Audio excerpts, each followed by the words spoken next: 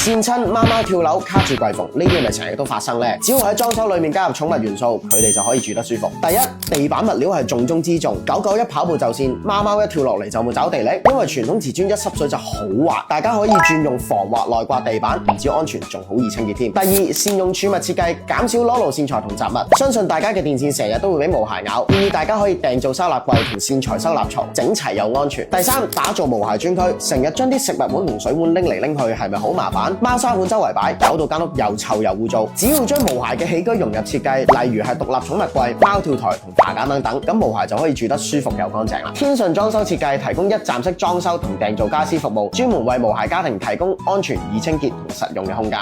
可提供 3D 效果圖預覽設計，員工驗收先支付尾數，可分6期付款，輕鬆無壓力。家唔止係你嘅舒適圈，仲係佢哋一生嘅庇護所。即刻聯絡我哋查詢免費設計方案。